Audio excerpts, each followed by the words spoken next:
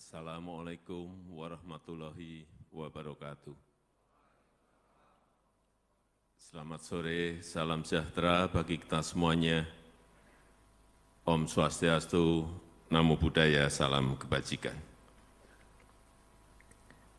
Yang saya hormati Ketua MPR RI yang hadir bersama kita, Bapak Bambang Susatyo, beserta Wakil Ketua DPD RI, Bapak Sultan Najamuddin, yang saya hormati para Menteri Kabinet Indonesia Maju yang hadir, pendiri dan penggagas HIPMI, Bapak Abdul Latif, yang selalu beliau ini cerah, kelihatan muda terus.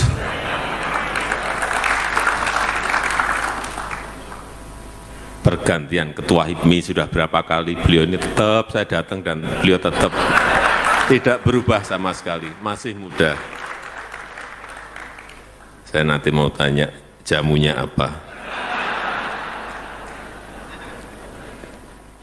Yang saya hormati para mantan ketua HIPMI yang hadir, yang tidak bisa saya sebut satu persatu. Yang saya hormati Ketua Umum BPP HIPMI, Bapak Akbar Himawan Bukhari, beserta seluruh jajaran pengurus dan seluruh Ketua Umum BPD HIPMI se-Indonesia yang hadir dari seluruh provinsi di tanah air, Bapak Ibu hadirin undangan yang berbahagia. Biasanya saya kalau pas datang di forum-forum partai, yang saya lakukan pertama itu mengabsen calon capres dan cawapres. Biasanya itu saya lakukan, ini capres, cawapres yang datang siapa. Tapi karena hari ini forumnya forum ekonomi, saya tidak ingin mengabsen, meskipun saya tahu hadir di sini Pak Prabowo hadir.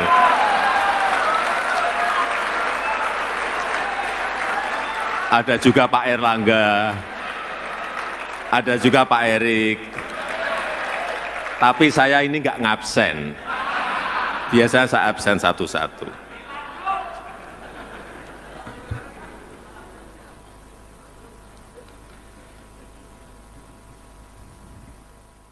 Bapak Ibu hadirin yang berbahagia, kita ini pernah mengalami dan merasakan betapa sangat beratnya yang namanya pandemi COVID-19. Semua kita rasakan selama 3 tahun.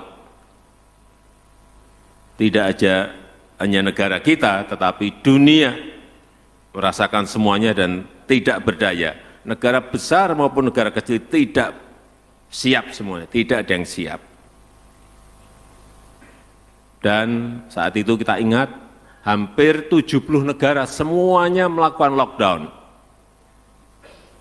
Dan Indonesia tidak sama sekali. Itulah yang menyebabkan kenapa ekonomi kita bisa bertahan sampai sekarang dalam kondisi yang baik.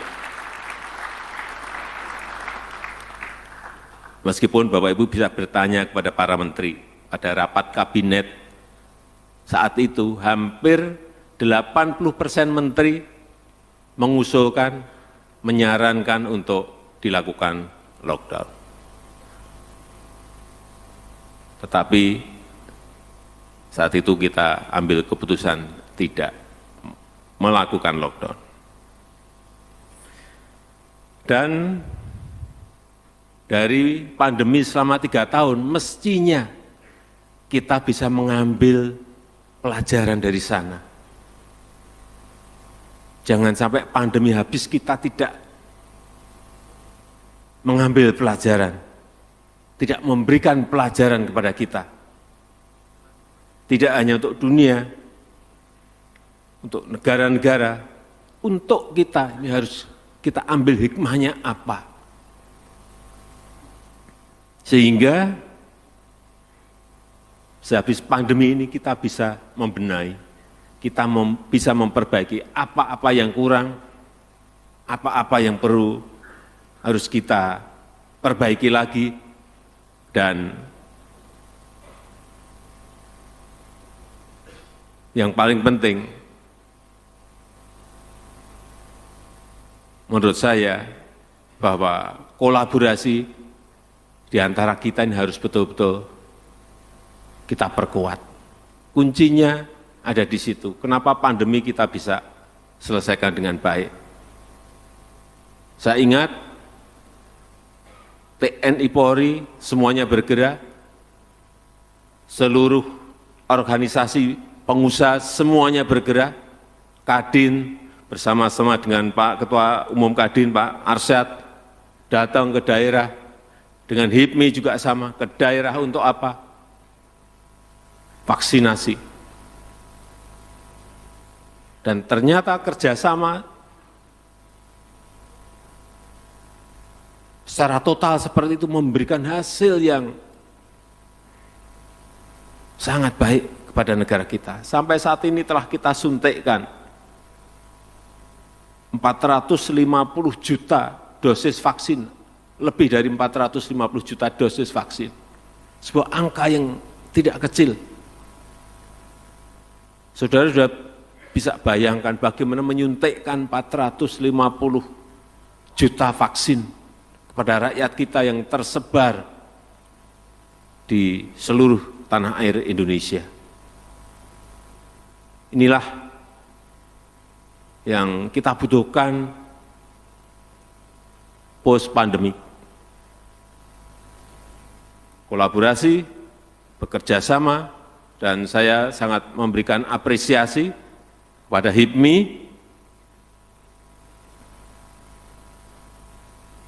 pada saat pemilihan ketua di Solo, rame dikit-dikit.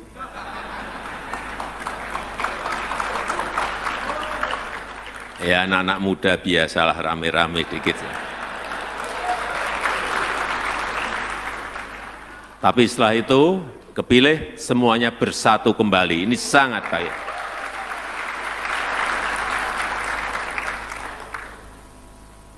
Bagas diakomodir, Angga diakomodir, semuanya.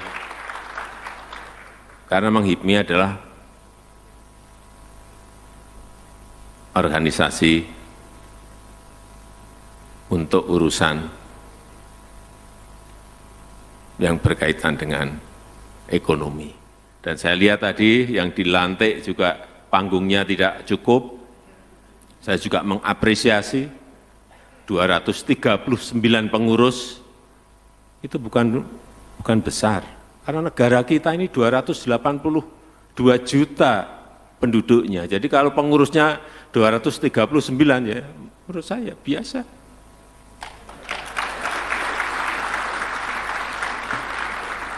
Karena tadi Ketua Akbar menyampaikan pada saya, Pak, ini pengurusnya banyak banget, Pak. 239, enggak. Biasa, dari Sabang sampai Merauke semuanya bisa terakomodir, ada semuanya dalam kepengurusan HIPMI yang sekarang. Dan saya senang tadi, siapa? Reynaldo juga dari Papua Barat, ada dari Papua, ada dari Aceh, nggak tahu yang dari Aceh siapa, tapi ada semuanya, senang kita. Ya inilah negara kita, ini negara besar, sekali lagi ini negara besar. Jadi kalau kepengurusan 239 itu masih sangat wajar. Dan yang saya senang biasanya kalau sudah ada konflik terbuka itu kan sulit disatukan. Nah ini Ketua Akbar bisa menyatukan, ini juga sangat. Tadi yang teriak menteri. Nantilah presiden berikutnya.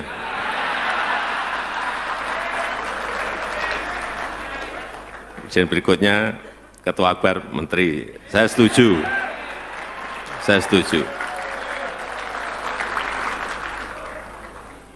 Dan sebagai pengusaha muda, saya kira saya merasakan kita semuanya ini sudah biasa menghadapi tantangan, menghadapi rintangan, menghadapi kesulitan-kesulitan, sudah makanan sehari-hari. Jadi memiliki pribadi yang tangguh, memiliki pribadi yang adaptif, terbiasa learning by doing, semuanya terbiasa. Dan inilah saat-saat inilah yang dibutuhkan. Karena sekarang ini tidak ada standar, tidak ada yang namanya pakem, enggak ada. Semuanya terdisrupsi semuanya. Sehingga yang penting adalah street smart, bukan book smart. Dan itu ada di HIPMI. Pengalaman lapangan, pengalaman jalanan itu ada di HIPMI. Tanyakan aja coba Pak Bahlil, pengalamannya dari apa sekarang jadi Menteri Investasi. Tapi tadi kelihatannya disinggung Pak Menteri. Manfaat untuk HIPMI belum kelihatan.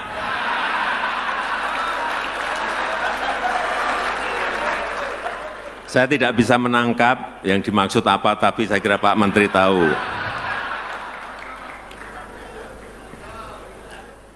Yang paling penting, bagaimana membangun ekosistem usaha kita ini agar semakin baik. Undang-undang Cipta Kerja juga sebentar lagi sudah bisa kita selesaikan, yang semuanya menyederhanakan, memberikan peluang kepada kita semuanya untuk bisa menciptakan lapangan kerja yang sebanyak-banyaknya. Hilirisasi industri, meskipun tantangan juga tidak mudah, tetapi terus akan kita teruskan. Kita tidak akan berhenti, meskipun digugat tidak akan berhenti, sekali lagi tidak akan berhenti, kita akan terus. Dan saya minta seluruh anggota HIPMI yang memiliki tambang, baik nikel, baik boksit, baik tembaga, baik timah, baik emas, mulai siap-siap. Karena semuanya saya pastikan akan kita stop. Karena yang kita inginkan adalah nilai tambah. Yang kita inginkan adalah nilai tambah. Meskipun kita sekarang ini pada proses banding digugat oleh WTO, tetap akan terus. Jangan sekali-kali kita belok, kita takut, karena nilai tambahnya betul-betul sangat besar sekali. Ekosistem EV baterai selesai, masuk ke ekosistem yang lebih besar, otomotif industri, yang listrik, untuk EV ini kalau ini berjalan, itu larinya bisa ke bawah, bisa kemana-mana. Karena industri supporting untuk membantu industri akan sangat jutaan, melahirkan ekonomi-ekonomi menengah dan kecil yang sangat bermanfaat bagi negara kita. Yang kedua juga perlu saya ingatkan mengenai belanja produk dalam negeri. Tahun kemarin memang agak kita paksa, angkanya telah keluar 762 triliun APBN, APBD maupun BUMN telah kita belanjakan untuk produk-produk dalam negeri. Sangat besar sekali. Dan ini menjadi kesempatan, menjadi peluang, menjadi opportunity bagi saudara-saudara yang memiliki produk-produk dengan kualitas yang baik. Mungkin Bapak Ibu juga sudah tahu bahwa Amerika juga telah baru saja memberlakukan di bulan Januari 2023 yang lalu untuk penggunaan produk dalam negeri. Dan kita sudah 1 tahun di depan sudah melakukan. Sehingga kita ini sekarang menjadi trendsetter, bukan menjadi follower.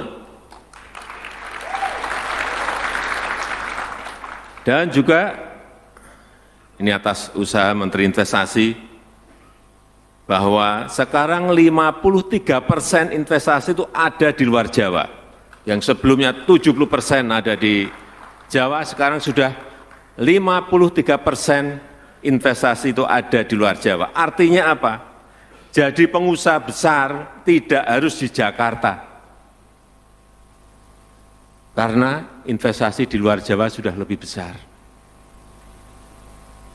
Buat kantornya juga harusnya di luar Jawa. Semuanya jangan ngumpul di Jawa, karena PDB ekonomi di Jawa ini sudah terlalu besar, 58% dari total PDB nasional. Sehingga pemerataan itu akan terjadi. Saya rasa itu yang ingin saya sampaikan dalam kesempatan yang baik ini. Saya mengucapkan selamat bertugas kepada seluruh pengurus yang tadi telah dilantik, dan HIPMI harus menjadi daya ungkit bagi pengusaha muda Indonesia agar mampu merebut peluang-peluang yang ada dan bisa menjadi penggerak ekonomi bangsa. Saya rasa itu yang ingin saya sampaikan. Terima kasih. Wassalamualaikum warahmatullahi wabarakatuh.